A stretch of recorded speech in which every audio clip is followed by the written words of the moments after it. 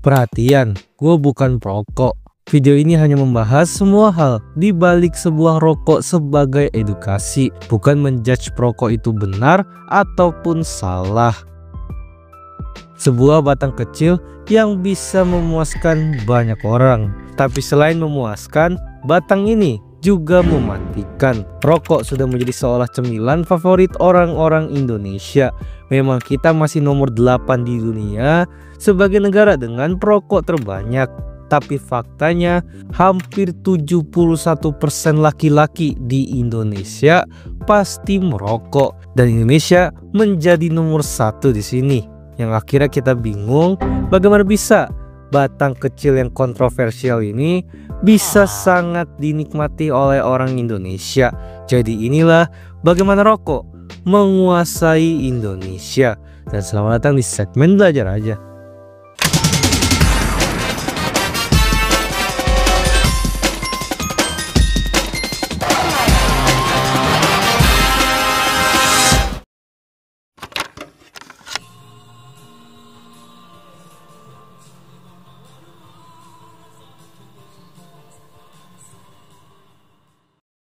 Sudah berapa banyak berita, artikel, dan media yang selalu bilang rokok itu mematikan, berbahaya, dan sangat mengganggu. Kita kadang sebagai orang yang non-perokok sangat bingung bagaimana bisa dengan data-data penelitian seperti itu, rokok malah bisa menjadi sebuah culture di Indonesia. Semuanya sesimpel kalau sejak awal industri rokok mengedepankan gengsi. Gengsi yang seperti apa? Jadi pada awalnya rokok atau ya kegiatan menghisap tembakau ini hanyalah sebuah metode orang-orang Indian Amerika untuk menenangkan diri dari rasa sakit ketika sedang habis berperang ataupun berburu. Tapi dengan datangnya pendatang di benua Amerika, orang-orang di sana mulai kaget ternyata betapa nikmatnya kegiatan menghirup tembakau ini. Sehingga justru ini dijadikan sebagai kegiatan buat kenikmatan semata. Tapi pada saat itu yang bisa menghisap tembakau hanyalah orang-orang kaya. Karena memang rokok pada saat itu memang dibuat secara manual. Dan setelah memasuki abad ke-19, akhirnya rokok atau lintingan tembakau ini bisa diproduksi secara massal dengan harga yang lebih murah karena sudah ada alat canggih untuk membantu melintingkan rokok secara otomatis. Dan bahkan rokok ini diiklankan di mana-mana sebagai sebuah produk yang bertujuan untuk merasakan betapa nikmatnya menghisap sebuah tembakau. Tipikal iklannya sendiri adalah sesimpel orang-orang keren, orang-orang elit akan digambarkan menjadi seorang perokok.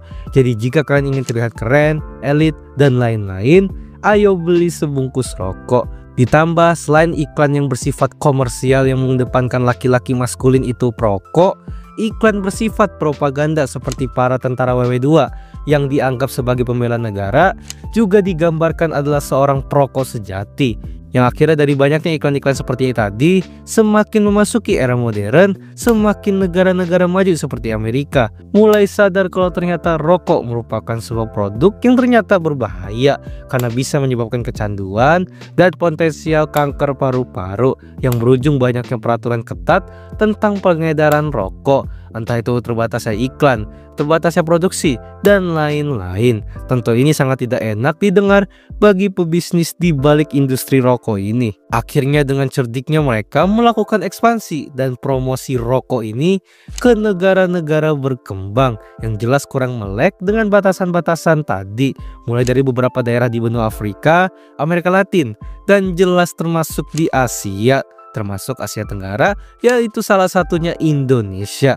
Dengan kampanye promosi yang sama yakni merokok adalah gaya orang keren dan orang elit, rokok jelas dengan mudahnya menjamur di Indonesia.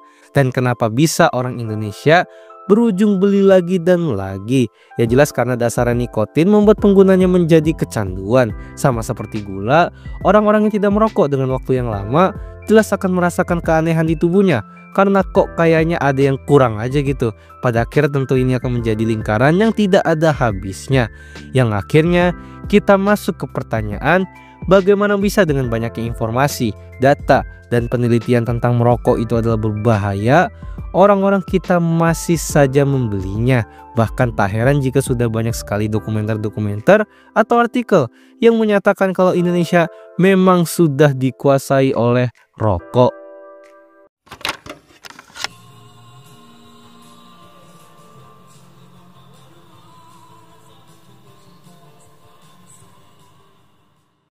Selain faktor kecanduan yang umumnya menjadi faktor utama, tapi nyatanya sejak era gempuran promosi rokok atau kretek zaman dahulu, orang-orang Indonesia sudah menganggap rokok sudah menjadi bagian dari culture mereka. Rokok pada dasarnya sedari awal dikenalkan sebagai kegiatannya orang-orang keren, kegiatannya orang-orang berpikir, kegiatannya orang-orang elit, dan jelas kegiatannya orang-orang yang sudah capek dengan kerasnya dunia.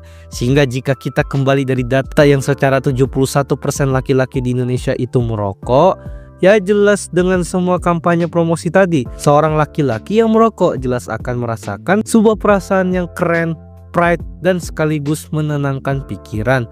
Ibarat kalau nggak ngerokok, ya nggak keren katanya. Dan seperti yang sudah menjadi pola perilaku orang-orang Indonesia pada umumnya, rokok yang sejak dulu memiliki kesan keren, sedikit nakal, dan menenangkan pikiran akan berujung menjadi sebuah standar yang jelas akan dinikmati. Bahkan di titik ini tidak memandang kalangan tertentu, anak kecil, remaja, orang dewasa, laki-laki, perempuan, kalangan kaya, atau bahkan miskin sekalipun, rokok bisa saja dinikmati. Bahkan sudah menjadi kebiasaan. Tapi kan rokok itu berbahaya. Bahkan di bungkus rokoknya sendiri tertera jelas gambar-gambar dan larangan-larangan merokok. Ya semua itu kalau yang namanya udah kecanduan, ya mau gimana lagi. Gula aja yang nyatanya juga sama berbahayanya dengan rokok pun, jika sudah kecanduan, tidak ada kepikiran apa lagi efek sampingnya.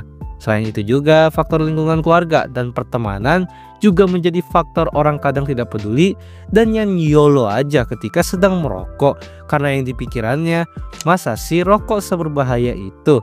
Ayah atau kakek gua aja merokok sampai sekarangnya masih hidup-hidup aja, masih bisa kerja dan lain-lain. Dimana peredaran rokok yang masih terlalu mudah di Indonesia. Mau harga rokok dimahalin sekalipun, kita masih punya rokok ketengan yang nggak bermerek yang harganya masih bisa dijangkau oleh semua kalangan. Sehingga dari semua faktor tadi, mau seberbahaya apapun rokok yang sudah diteliti atau apapun itu, nyatanya batang kecil ini sudah menjadi culture kebiasaan orang Indonesia.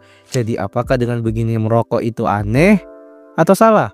Ya itu mau urusan masing-masing individu. Yang penting tahu diri aja. Jangan merokok di tempat-tempat umum seperti rumah sakit, transportasi umum, tempat ibadah, dan lain-lain. Karena orang yang gak merokok juga berhak menikmati kehidupan tanpa gangguan asap rokok. Jadi apakah kalian punya pendapat lain tentang fenomena ini? Silahkan komen aja. Terima kasih telah nonton video ini. Gimana? Apa kalian tim pengguna aktif atau justru pasif? Silahkan komen juga.